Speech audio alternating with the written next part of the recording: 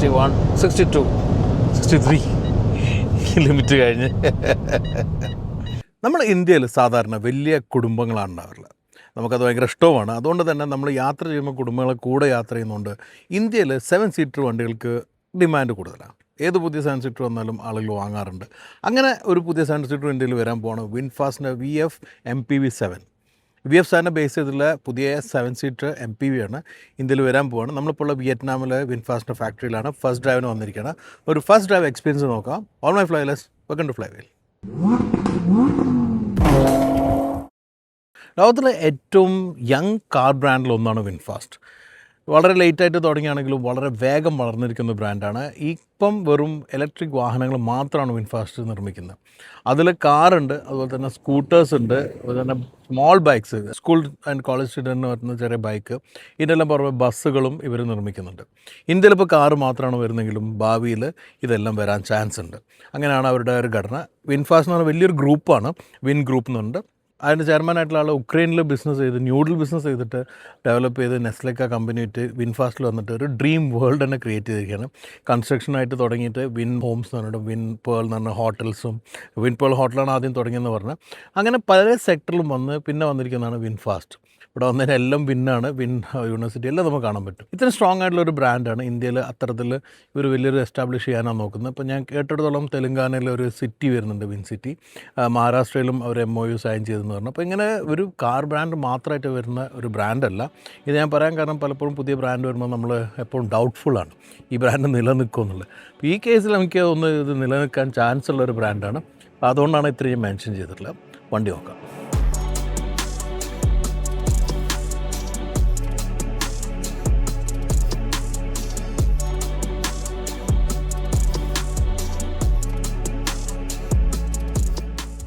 വിൻഫാസ്റ്റിൻ്റെ ഒരു design language ഉള്ളത്, അത് ഫ്രണ്ടിൽ എന്ന് തുടങ്ങുന്ന ലാംഗ്വേജ്. അത് എന്ത് എടുത്തു കഴിഞ്ഞാലും ബൈക്ക് മുതൽ ബസ് വരെ നമുക്ക് കാണാം. അപ്പോൾ ആ എലമെൻറ്റ് ഇവിടെ കീപ്പ് ചെയ്യുന്നുണ്ട്. VF6ലും VF7ലും എല്ലാം വന്നിരിക്കുക. പക്ഷേ VF7ൻ്റെ ഫേസ് ആണ് ഇതിൽ വന്നിരിക്കുന്നത്. DR കാണാം, ഇവിടെ ഹെഡ്ലൈറ്റ് വന്നിട്ടുണ്ട്. കുറച്ചുകൂടി ഒരു MPV ആയതുകൊണ്ട് തന്നെ കുറച്ചൊരു യൂട്ടിലിറ്റി ഫീൽ നമുക്ക് ഫ്രണ്ടിൽ കിട്ടുന്നത്. ബ്ലാക്ക് എയർ വെൻറ്റും ബ്ലാക്ക് പോർഷനെല്ലാം കൂടി ചേരുമ്പോൾ ഒട്ട് തുറന്നു കഴിഞ്ഞാൽ നമുക്ക് ഇവിടെ സ്പേസ് വരുന്നുണ്ട്. പക്ഷേ നമുക്ക് ഓപ്ഷണലായിട്ട് ആക്സസറി ആയിട്ട് ഫ്രങ്ക് വാങ്ങാൻ പറ്റുമെന്ന് പറഞ്ഞാൽ അതിൽ ഇന്ത്യയിൽ വരുമ്പോൾ നമുക്ക് ഡീറ്റെയിൽ അറിയുള്ളൂ അതിനെക്കുറിച്ചിട്ട്. എന്നാലും ഫ്രണ്ടിൽ കാണുമ്പോൾ തന്നെ ഡൗട്ടില്ലാതെ മനസ്സിലാക്കാൻ പറ്റും ഇതൊരു വിൻഫാസ്റ്റാണ്. ആ ഒരു ഡിസൈൻ കീപ്പ് ചെയ്തിട്ടുണ്ട്. സൈഡിലേക്ക് വരുമ്പോൾ തന്നെ നമുക്ക് ഫസ്റ്റ് കാണാവുന്ന 19 ഇഞ്ചിൻ്റെ എയറോഡൈനാമിക് വീലാണ്. ഇന്ത്യയിൽ വരുന്ന 19 ആയിരിക്കും 18 ആയിരിക്കും, ഇപ്പോൾ എനിക്കറിയില്ല. ഇവിടെ ഫ്രണ്ടിലാണ് നമുക്ക് ചാർജിങ് പോർട്ട് വരുന്നത്. സൈഡിലേക്ക് വരുമ്പോൾ VF7ൻ്റെ എല്ലാ എലമെൻറ്റ്സും ഇവിടെ വരെ നമുക്ക് കാണാം. VF7 പോലെ തന്നെയുള്ള ഇവിടെ നിന്ന് അങ്ങോട്ടേക്കാണ് എല്ലാം മാറുന്നത്. ഇവിടെ നിന്ന് ഇങ്ങോട്ടേക്ക് വരുമ്പം MPV ആവുകയാണ്, SUV എന്ന് മാറും. അപ്പോൾ കുറച്ചുകൂടി സ്ട്രെയിറ്റ് ഡോർ വന്നു, റൂഫ് സ്ട്രെയിറ്റ് ആയിട്ടുണ്ട്. റിയറിലേക്ക് വരുമ്പോൾ വലിയൊരു കോട്ടർ ഗ്ലാസും വന്നിട്ടുണ്ട്. ഇവിടെ എലമെൻറ്റ്സ് എല്ലാം കൊള്ളിക്കും. ഇവിടെ ശരിക്കും പറഞ്ഞാൽ സ്ട്രെയിറ്റ് ടാപ്പർ ചെയ്തിട്ടുള്ള റിയർ വരുന്നത്. ഇത് നമുക്ക് വളരെ പരിചിതമായി തോന്നും. ചിലപ്പോൾ സഫാരി തോന്നാറുണ്ട്, ചിലപ്പോൾ വേറെ MPV തോന്നാറുണ്ട്. കാരണം MPV ആകുമ്പം റെസ്ട്രിക്ഷൻസ് ഉണ്ട് സ്പേസിനുള്ള. അപ്പോൾ അതുകൊണ്ട് തന്നെ ഫ്ലാറ്റ് ആയിട്ടാണ് വരുന്നത്. ബാക്ക് എങ്ങനെയുണ്ട്, ബാക്ക് നോക്കാം. റിയറിലേക്ക് വരുമ്പോഴും ആ V എലമെൻറ്റ് ഫ്രണ്ടിലും റിയറിലും വരുന്നത് നമുക്ക് കാണാം. ഇതൊരു MPV ആയതുകൊണ്ട് കുറേ കൂടി ഒരു SUV എന്ന് പറഞ്ഞാൽ സ്പോർട്ടി SUV അല്ല, ഫുൾ സൈസ് SUV ഫീലാണ്. സ്ട്രെയിറ്റ് ആയിട്ടുള്ള എലമെൻറ്റ് കാണാം. റിയർ സ്പോയിലർ ഇവിടെ വന്നു, ആൻഡ് ഷാർക്ക് ഫിൻ ആൻറ്റിന ഉണ്ട്. പിന്നെ ഈ ഒരു ശരിക്കും പറഞ്ഞാൽ ഈ ഒരു കണക്ഷനിലുണ്ട് രണ്ട് സ്പൈഡായിട്ട് നിൽക്കുന്നത്. ഒരു വിൻഡോ പോർഷൻ കഴിഞ്ഞാൽ ഇവിടെ പ്ലെയിനായിട്ട് നിൽക്കുന്നുണ്ട്, ലോഗോ കാണാം. ബമ്പറിലാണ് രജിസ്ട്രേഷൻ പ്ലേറ്റും വരുന്നത്. ഈ ഒരു കണക്ട് ചെയ്ത് നിൽക്കുന്ന ടെയിൽ ലൈറ്റും കൂടെ ചേരുമ്പോൾ ശരിക്കും പറഞ്ഞാൽ ഒരു SUV ക്യാരക്ടർ ലഭിക്കുന്നുണ്ട്. എനിവേ നമുക്ക് ഇവിടെ തുറന്നു കഴിഞ്ഞാൽ ഈ ഒരു സ്പേസാണ് നമുക്ക് ഫസ്റ്റ് കിട്ടുക. ഇവിടെ ചെറിയ സ്പേസും കൂടെ വരുന്നുണ്ട്. നമുക്ക് എല്ലാ ടൂൾസും വെച്ച് കഴിഞ്ഞാൽ ചെറിയ സാധനങ്ങൾ വാങ്ങി അവിടെ വെക്കാം. 7 പേരുണ്ടെങ്കിലും ഇത്രയും സ്പേസ് നമ്മൾ ഉപയോഗിക്കാൻ പറ്റും. ഇനി നമുക്ക് സ്പേസ് വേണമെങ്കിൽ ഈ തേർഡ് റോ ഫോൾഡ് ചെയ്ത് കഴിഞ്ഞാൽ ഏകദേശം ഒരു 500 ലിറ്ററിൻ്റെ ഒരു സ്പേസാണ് കിട്ടുക. പിന്നെ നമ്മൾ സെക്കൻഡ് റോ കൂടെ ഫോൾഡ് ചെയ്ത് കഴിഞ്ഞാൽ 1500ഓളം ലിറ്റർ കിട്ടുമെന്ന് പറയുന്നത്. ഫുൾ ഫ്ലാറ്റ് ആയിട്ടല്ല നിൽക്കുന്നത്. പിന്നെ അതുപോലെ തന്നെ സ്പെയർ വീലും വരുന്നില്ല. ഇന്ത്യയിലേക്ക് വരുമ്പോൾ എങ്ങനെ ആയിരിക്കും എന്നുള്ളത് നമുക്ക് അറിയില്ല. സ്പെയർ വീൽ വെക്കാനുള്ള സ്പേസ് എന്തായാലും പഞ്ച കിറ്റ് ലഭിക്കും. ഇത്രയാണ് നമുക്ക് മനസ്സിലായിട്ടുള്ളത്. എനിവേ ഓൾ ടുഗദർ ഡിസൈൻ എങ്ങനെ തോന്നി എന്നുള്ള കമൻറ്റിൽ പറയാം.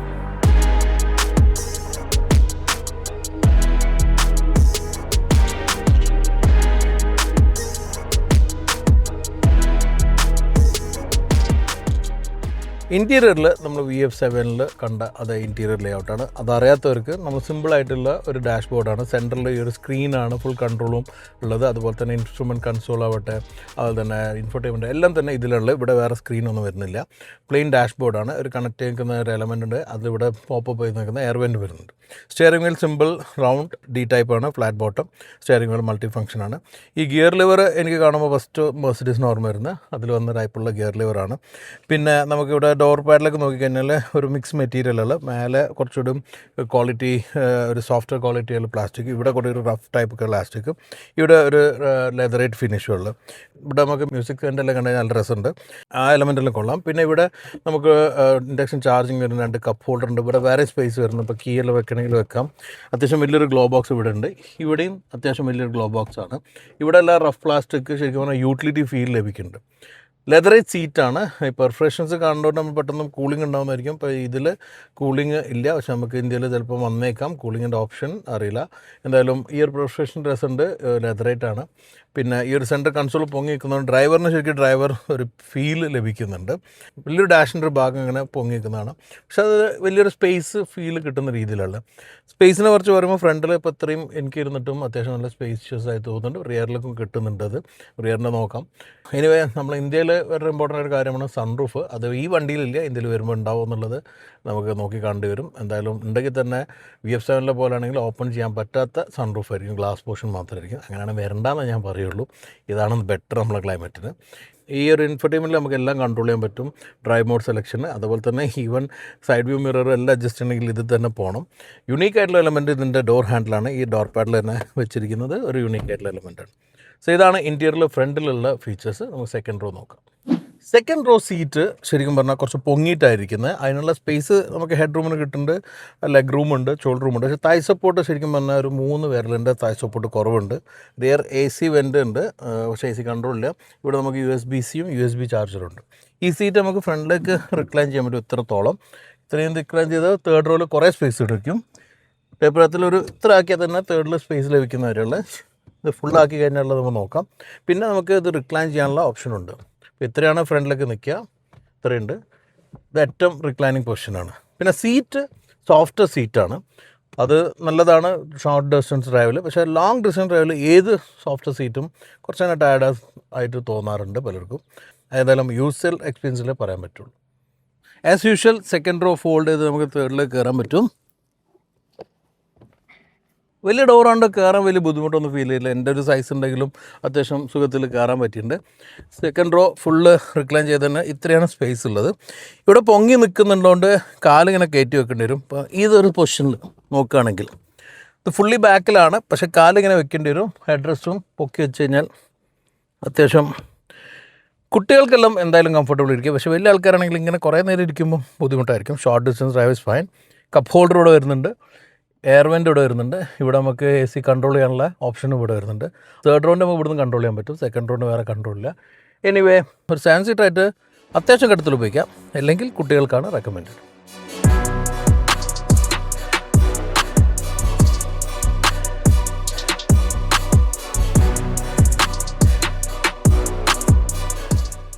നമ്മളിപ്പോൾ ഡ്രൈവ് സ്റ്റാർട്ട് ചെയ്തു. VF MP7 നമ്മൾ ഓടിക്കുന്നത് വിയറ്റ്നാമിലുള്ള ഇവിടെ വിൻഫാസ്റ്റ് പ്ലാന്റിലുള്ള തന്നെ ടെസ്റ്റ് ട്രാക്കിലാണ്. നമ്മൾ മുമ്പ് വന്നപ്പം VF6ഉം VF7 അവിടെ നിന്ന് ഓടിച്ചിരുന്നു. അന്ന് ആ വീഡിയോ നമുക്ക് കൊണ്ടുവരാൻ പറ്റിയില്ല, കാരണം ഇവർ ഷൂട്ട് ചെയ്ത ഫൂട്ടേജിന് കറപ്ഷൻ ഉണ്ടായിരുന്നു.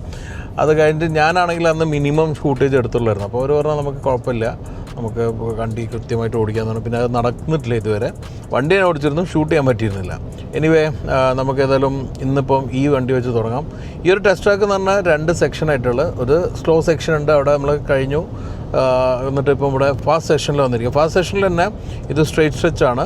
ഇവിടെ 120 വരെ ലിമിറ്റ് ഉണ്ട്. പക്ഷേ ഇപ്പം നമ്മൾ ആ സൈഡിൽ പോകുമ്പം കുറച്ച് കൺട്രോളാണ് ചെയ്യുന്ന കാരണം നമുക്ക് ഉടനെ ഒരു ബ്രേക്കിംഗ് ഏരിയ, വലിയൊരു റൗണ്ട് ആയിട്ടുള്ള ഏരിയയാണ്. നമുക്ക് ESCയും അതുപോലെ തന്നെ മറ്റുള്ള ഫീച്ചേഴ്സെല്ലാം ടെസ്റ്റ് ചെയ്യുന്നത് തരാം. നമുക്ക് ബെസ്റ്റ് നമുക്ക് ഡൈനാമിക്സ് ഒന്നും നോക്കാൻ പറ്റും. ഇതൊരു പൂർണ്ണമായിട്ടുള്ള ടെസ്റ്റ് ഡ്രൈവ് ചെയ്ത് കരുതുന്നുണ്ട്. എനിവേ ഞാനിപ്പം എൻ്റെ ഫോൺ വീണു. 75 സ്പീഡിൽ ആണ് അപ്രോച്ച് ചെയ്ത് 60 ഞാൻ ചെയ്യാണ്. ടയർ സ്ക്രീമിങ് കേൾക്കുന്നുണ്ട്, കുറച്ച് ലീൻ ചെയ്യുന്നുണ്ട്. ബേസിക്കലി ഇതൊരു MPV ടൈപ്പ് വെഹിക്കിൾ തന്നെയാണ്. അപ്പോൾ അതിൻ്റേതായിട്ടുള്ളൊരു ക്യാരക്ടറാണ് ഇതിനുള്ളത്. സോഫ്റ്റ് സൈഡാണ് സസ്പെൻഷനിലുള്ളത്. എനിവേ ഞാൻ ഇവിടെ സ്റ്റോപ്പ് ചെയ്ത് ഫസ്റ്റ് ഒന്ന് ഫോൺ നിലത്തുനിന്ന് എടുക്കട്ടെ. ഈ വണ്ടി ഓടിക്കുമ്പം ഫോൺ വീണാൽ ഒരിക്കലും റണ്ണിങ്ങിൽ എടുക്കരുത്. അതെന്തായാലും ശ്രദ്ധിക്കേണ്ട കാര്യമാണ്. എടുക്കുമ്പോൾ എന്താ പ്രശ്നം വെച്ചാൽ നമ്മളെ ശ്രദ്ധ പോവും, ആക്സിഡൻ്റ് ഉണ്ടാവും. അങ്ങനത്തെ ഇൻസിഡൻസ് പലപ്പോഴും ഉണ്ടായിട്ടുണ്ട്. അപ്പോൾ അതുകൊണ്ട് ഒരു കോഷ്യസ് മെട്രോ തന്നെ പറയണം. അപ്പോൾ ഇവിടെ എത്തിക്കാൻ നമുക്ക് ഇവിടെ സെറ്റിംഗ് എടുത്താൽ സ്പോർട്ട് മോഡുണ്ട്. ഇപ്പോൾ ഞാൻ ഓടിച്ച നോർമൽ മോഡൽ. സ്പോർട്ട് മോഡിലുള്ള ലോഞ്ചും പെർഫോമൻസും നോക്കാം. 120 സ്ട്രെച്ചാണ്, എത്രത്തോളം പോകും നോക്കാം. നേരത്തെ അവരുടെ ടെസ്റ്റ് ഡ്രൈവർ ഓടിക്കുമ്പോൾ 150 ടച്ച് ചെയ്തിരുന്നു. ഇത് പ്രീ പ്രൊഡക്ഷൻ കാറാണ്. പക്ഷേ ഇതിൻ്റെ ടോപ്പ് സ്പീഡ് 150, 152, 5, 161 161 വരെ കിട്ടി നമുക്ക്. So straight line stability is good, performance ചെയ്യുന്നുണ്ട്. And that's what really matters. പിന്നെ സ്റ്റിയറിങ്ങും അതുപോലെ തന്നെ സസ്പെൻഷൻ്റെ എല്ലാം കാര്യം പറയണം. Braking was good. ബ്രേക്കിംഗ് ഒരു ഔട്ട്സോഴ്സ് ചെയ്യുന്ന ബ്രേക്കിംഗ് ആണെന്ന് അവർ പറഞ്ഞിട്ടുണ്ട്. It is performing good. And the thing is, ഇപ്പോൾ നമ്മൾ ഈ ഒരു ചെറിയ ടേണുകൾ എടുക്കുമ്പോൾ നമ്മളെ നാട്ടിലെല്ലാം ഓടിക്കുമ്പോഴുള്ള രീതിയിലുള്ള ടേൺസ് എല്ലാം ഇങ്ങനെയുള്ള എടുക്കുന്ന സമയത്ത് നമുക്ക് കിട്ടുന്ന ഒരു ഫീലുണ്ട്. സോ സ്റ്റേബിളാണ്, സോഫ്റ്ററാണ്. Steering is good. സിറ്റി യൂസിനെല്ലാം നല്ലതാണ്. ബ്രേക്കിംഗ് നല്ലതാണ്. സസ്പെൻഷൻ ആണെങ്കിലും സോഫ്റ്റ് സൈഡാണ്. ഇവിടെ ഇങ്ങനെ എടുക്കാൻ കാരണം ഈ ഒരു പെർഫോമൻസ് മനസ്സിലാകാനാണ്. ഇത്ര നമുക്ക് ഇവിടെ ചെക്ക് ചെയ്യാൻ പറ്റുള്ളൂ, റിയൽ ലൈഫ് കണ്ടീഷനല്ല. But it's good. എന്തായാലും എല്ലാം സോഫ്റ്റ് സൈഡിലാണ്, include in the seat which I mention. അപ്പം ഈ ഒരു സൈഡിൽ നോക്കുകയാണെങ്കിൽ soft side is good for MPV. ഇപ്പോൾ ഇവരുടെ VF7 ഓടിക്കുമ്പോൾ കിട്ടുന്ന ആ ഒരു കുറച്ചുകൂടിയും ഉള്ളൊരു സ്റ്റിഫ്നെസ് ഇതിൽ കുറവാണ്. കൂടുതലെങ്കിൽ ഓടിക്കാൻ രസം തോന്നിയിരുന്നത് VF6 ആണ്. സ്റ്റെബിലിറ്റി വൈസ് ട്രാക്കിൽ ഓടിച്ച് ബാക്ക് ടു ബാക്ക് ഓടിച്ച സമയത്ത് ഉണ്ടായിരുന്ന അനുഭവമാണ്. So all together it is more soft. ഒരു MPV ഒരു ഫാമിലി വെഹിക്കിൾ എന്ന രീതിയിൽ നല്ലതാണ്. കാരണം കുറച്ചുകൂടി കംഫർട്ട് ഓറിയൻറ്റഡ് ആയിട്ട് ട്രാവൽ ചെയ്യാനും യൂസ് ചെയ്യാനും പറ്റും. പിന്നെ അവർ ക്ലെയിം ചെയ്യുന്നത്, ഇതിൽ വന്നിരിക്കുന്നത് ഞാൻ പറഞ്ഞ പോലെ 60.1 kWh ബാറ്ററിയാണ്. ക്ലെയിംഡ് റേഞ്ച് 500+ ആണ്. ARI ടെസ്റ്റ് ചെയ്തിട്ട് ഉണ്ടെന്ന് അവർ പറഞ്ഞപ്പം 500+ is A range they are claiming. And performance wise നമുക്ക് 280 Nm ആണ് ടോക്ക് ഉള്ളത്. അതാണ് ഇപ്പോൾ നമ്മൾ കണ്ടിട്ടുള്ളത്. അപ്പോൾ ആ വേർഷൻസ് മാത്രമേ ഉള്ളൂ ഇപ്പോൾ നമുക്ക് ഇവിടെ ഡ്രൈവിനുള്ളത്. Anyway this is good. ഇതൊരു ഫസ്റ്റ് ഡ്രൈവ് എക്സ്പീരിയൻസ് മാത്രമായിട്ട് കണ്ടാൽ മതി. അതിലാണ് നമ്മൾ ഇത് നോക്കുന്നേ ഉള്ളൂ. അല്ലാതെ നമ്മൾ ഒരു പൂർണ്ണ ഡ്രൈവ് നമുക്ക് ഇന്ത്യയിൽ വന്നു കഴിഞ്ഞിട്ട് കൊണ്ടുവരാം. അപ്പം ഈ ഒരു എക്സ്പീരിയൻസ് എന്നുള്ള ഒരു feedback is good for a MPV.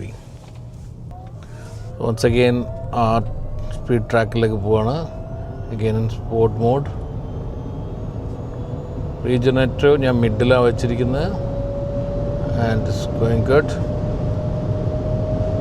മറ്റു സംഗതി ഈ സെൻറ്ററിലുള്ള instrument console I don't like in knee cars. Again 150, 61, 62, 63 limit കഴിഞ്ഞ്. യെസ്. സോ അതെല്ലാം കോഷൻ വാർണിംഗ് ആണ്. ഇപ്പം നമ്മൾ സഡൻലി ബ്രേക്ക് ചെയ്തപ്പം 2 ബ്ലിങ്കേഴ്സ് ഫ്ലാഷ് ചെയ്തു. അതെല്ലാം അവരുടെ സേഫ്റ്റി ഫീച്ചേഴ്സാണ്. എന്തായാലും VF6ഉം VF7ഉം ഇന്ത്യയിൽ ഒരു ഭാരത് NCAP 5-star റേറ്റിംഗ് കിട്ടിയ വണ്ടിയാണ്. അപ്പോൾ സേഫ്റ്റി ഈസ് സെറ്റ്. അതാണ് എനിക്ക് മനസ്സിലായിട്ടില്ല. എനിവേ അധികം വൈകാതെ തന്നെ ഏപ്രിൽ എൻഡിൻ്റെ മുമ്പായിട്ട് ഇന്ത്യയിൽ ലോഞ്ച് ചെയ്യും ഈ വണ്ടി. മിഡാണ് പറയുന്നത്. Date is not fixed. അപ്പോഴത്തേക്ക് നമുക്ക് ഇന്ത്യയിൽ എത്തിക്കഴിഞ്ഞാൽ പ്രൈസ് അറിയാൻ പറ്റും. അതുപോലെ തന്നെ നമുക്ക് ഡ്രൈവ് എക്സ്പീരിയൻസ് നോക്കാം. So this was so far good. ഒരു സംഗതി മിസ്സായത് ഞാൻ പറയാം. Camera is good. ചെറിയ ഡിസ്റ്റോർഷൻ ഉണ്ട് സ്ക്രീനിന്. ബട്ട് ഈ ഒരു പ്രൈസിന് പർപ്പസിനുള്ള ക്യാമറ ഉണ്ട്. It's good. നമ്മൾ ഈ ടേണെല്ലാം ഇങ്ങനെ എടുക്കുമ്പോൾ ശരിക്കും പറഞ്ഞാൽ ആ ചെറിയ സ്പേസിലെല്ലാം എടുക്കുന്ന സമയത്ത് സ്റ്റിയറിംഗ് മാനൂവറബിലിറ്റി എല്ലാം അത്യാവശ്യം നമുക്ക് ഗുഡായിട്ട് ഫീൽ ചെയ്യുന്നത്. So it's like this. ചെറിയ റോഡിലെല്ലാം പോകേണ്ട ഘട്ടം വരാണെങ്കിൽ ദിസ് ഇസ് ഗുഡ്. സിഗ്സാഗെല്ലാം ഓടിക്കുമ്പം സ്റ്റിയറിംഗ് പ്ലേ കുറച്ചധികം ഉണ്ട്. പക്ഷേ സോഫ്റ്റ്വെയർ ആയിട്ട് നമുക്ക് പ്രിസൈസ് ചെയ്ത് ഓടിക്കാൻ പറ്റുന്നുണ്ട്. പിന്നെ നമ്മൾ പെട്ടെന്ന് സ്പീഡ് ബിൽഡ് ചെയ്യുമ്പം ചെറിയ ജർക്ക്, സാധാരണ പവർ കിട്ടാൻ വേണ്ടിയുള്ളൊരു എഫേർട്ട്, അതുപോലെ തന്നെ സർഫസ് മോശമായാലും അതിനേക്കാളേറെ എനിക്ക് തോന്നുന്നു ഫ്രണ്ട് വീൽ ഡ്രൈവ് ആയതുകൊണ്ട് ആ ഫ്രണ്ട് വീലിലേക്കുള്ള പവർ പോകുമ്പോഴുള്ള ആ ഒരു ഫീൽ ഉണ്ടല്ലോ. എന്നാലും എനിക്ക് കൂടുതലും ഒരു നമ്മൾ വീൽ ബാലൻസിങ് എല്ലാം തെറ്റി നിൽക്കുമ്പോഴുള്ളൊരു ഫീലുണ്ട്. ആ ഒരു ഫീൽ എനിക്ക് പെട്ടെന്ന് എടുക്കുമ്പോൾ തോന്നിയത്. ഇപ്പോൾ ഈ ലോഞ്ച് എടുക്കുന്ന സമയത്ത് ഇവിടെ എന്നുള്ളൊരു ഫീല്, പിന്നെ അത് സ്റ്റേബിളായി. അപ്പം എവിടെയോ ഒരു പവർ റോഡിലേക്ക് ഗ്രിപ്പിൽ കിട്ടാത്ത പോലെ കിട്ടുന്ന സമയത്ത് ESP പിടിക്കുന്ന എന്തോ ഒരു സാധനം എനിക്ക് ഫീൽ ചെയ്യുന്നുണ്ട്. അതർവൈസ് സ്റ്റേബിളാണ്, ഗുഡ്. സോ ഫൈനലി നമ്മൾ വൈൻഡ് അപ്പ് ചെയ്യുമ്പം എനിക്ക് മനസ്സിലായൊരു കാര്യം, ഈ ഒരു വണ്ടി ഇന്ത്യയിൽ എത്തിക്കഴിഞ്ഞാൽ വീണ്ടും MPV സെഗ്മെൻറ്റ് ഒന്നുകൂടെ ഗ്രോ ചെയ്യും. കാരണം നമുക്ക് ഇന്ത്യയിൽ വലിയ ഫാമിലീസാണ് 7 സീറ്റർ എന്നുള്ള ഒരു ഓപ്ഷൻ എപ്പോഴും ആളുകൾ കൺസിഡർ ചെയ്യുന്നതാണ്. 7 സീറ്റർ പറയുമ്പം മിക്കവാറും വണ്ടികളും 5+2 സീറ്റാണ്. അത് കുഴപ്പമില്ല ആളുകൾക്ക് എന്നുള്ളത് മനസ്സിലായി. ആ 2 സീറ്റ് എന്തിനാണെങ്കിലും, കുട്ടികൾക്കാണെങ്കിലും അവരുടെ പെറ്റ്സിനാണെങ്കിലും ഇനി അതെല്ലാം സാധനം വെക്കാൻ ഫോൾഡ് ചെയ്തിട്ടാണെങ്കിലും എല്ലാം ഉപയോഗിക്കുന്നുണ്ട്. അപ്പോൾ 7 സീറ്ററിനൊരു ഡിമാൻഡ് കൂടി വരുമ്പം കൂടുതൽ പ്ലെയേഴ്സ് വരുന്നത് ഓൾ ടുഗദർ മാർക്കറ്റിന് നല്ലൊരു കാര്യമാണ്. And I think it's a good move by VinFast. കാരണം പെട്ടെന്ന് പുതിയ മോഡൽ കൊണ്ടുവരുമ്പം അവർക്കും എസ്റ്റാബ്ലിഷ് ചെയ്യാൻ നല്ലതാണ്. VF7 ബേസ് ചെയ്തിട്ടുള്ള വണ്ടി ആയതുകൊണ്ട് കുറച്ചൊരു പരിചിതമായിട്ടുള്ള വണ്ടിയാണെന്നുള്ളതും മാർക്കറ്റിൽ കണ്ടു തുടങ്ങിയോണ്ടുള്ള ആളുകൾക്ക് ആക്സെപ്റ്റൻസും ഉണ്ട്. ഇപ്പം ഈ വണ്ടി വന്നിട്ട് ഒരുപാട് നോയ്സൊന്നും ഇവരുണ്ടാക്കിയിട്ടില്ല. അത് നല്ലതും മോശവും ആയിട്ട് പറയാൻ പറ്റുന്ന കാര്യങ്ങളാണ്. നല്ലതെന്ന് പറഞ്ഞാൽ അവർ കുറച്ചുകൂടി സ്റ്റേബിളായിട്ട് ഡെവലപ്പ് ചെയ്യുന്നത്, മോശം തന്നെ ആളുകൾ അറിയുന്നില്ല എന്നുള്ളതാണ്. അപ്പം ഞാൻ ഈ അടുത്ത ദിവസം നമ്മളൊരു ക്ലോസ് ഫ്രണ്ടിൻ്റെ അടുത്ത് ഈ ട്രിപ്പിനെ പറ്റി പറഞ്ഞപ്പോൾ അതേതാ വണ്ടി എന്ന് വെച്ചാൽ വിൻഫാസ്റ്റ്, അത്യാവശ്യം വണ്ടിയിൽ അറിയുന്ന ആളാണ്. വിൻഫാസ്റ്റ് അത് ഇന്ത്യയിൽ വന്നോ? ഞാൻ ആ ഇന്ത്യയിൽ വന്ന് 2 മോഡൽ ഇറക്കേണ്ടല്ലോ എന്ന് പറഞ്ഞപ്പം അവരവരെ ബിസി ഷെഡ്യൂളിൽ ഇത് അറിഞ്ഞിട്ടില്ല. അപ്പം ഞാൻ ഫോട്ടോ വെച്ചു, ഓ ഇതാണല്ലേ എന്ന് പറഞ്ഞു. അപ്പോൾ അവന് വേറൊരു ബ്രാൻഡായിട്ട് തെറ്റിദ്ധരിച്ച് പോയിട്ടുണ്ട്. ഏകദേശം സിമിലറാണ് ഇപ്പോഴത്തെ ഈ ഫേസ് എല്ലാം. അപ്പോൾ ഈ ഒരു ലൗഡ്നെസ് ഇല്ലാത്തതുകൊണ്ടാണ്, അറിയാത്തൊരു പ്രശ്നം മാത്രമേ എനിക്ക് തോന്നിയിട്ടുള്ളൂ. അതൊന്ന് അറിഞ്ഞു കഴിഞ്ഞാൽ കുറേ കൂടെ ആളുകൾ പോയി ടെസ്റ്റ് ഡ്രൈവ് ചെയ്ത് ഇമ്പ്രസീവായിട്ടുണ്ടെങ്കിൽ ഇനിയും വണ്ടികളും റൂട്ടിൽ കാണാൻ പറ്റും. പക്ഷേ ഞാൻ അറിയാലോ, ഉപയോഗിച്ച ആളുകൾക്ക് ഹാപ്പിയാണ് വണ്ടി. പ്രത്യേകിച്ച് VF7 ആണ് നമ്മൾ കൂടുതൽ കണ്ടിട്ടുള്ളത്. അപ്പോൾ ആ VF7 തന്നെ MPV ഇന്ത്യയിൽ വരെ പറഞ്ഞാൽ actually they are made A strong food holdings. എന്തായാലും ഇന്ത്യയിൽ വന്നിട്ട് ഇന്ത്യ എന്നുള്ള ഡ്രൈവും എക്സ്പീരിയൻസും പ്രൈസിങ്ങിലും നോക്കാം. ഈ വണ്ടിക്ക് നിങ്ങളെന്ത് പ്രൈസ് പ്രതീക്ഷിക്കുന്നു എന്നുള്ളത് കമൻറ്റിൽ പറയാം. നമുക്കത് എത്രത്തോളം ശരിയായി വരുന്നു. എന്തായാലും വീഡിയോ കണ്ടതിന് നന്ദി. നമ്മുടെ ചാനലിന് സബ്സ്ക്രൈബ് ചെയ്യുന്നവർ സബ്സ്ക്രൈബ് ചെയ്യാൻ മറക്കാതിരിക്കുക. ഈ വീഡിയോ ലൈക്ക് ചെയ്യണം, ഷെയർ ചെയ്യണം. ഇനി അടുത്തൊരു വണ്ടി എക്സ്പീരിയൻസ് ആയിട്ട് കാണുന്നത്. Stay safe and enjoy wheeling.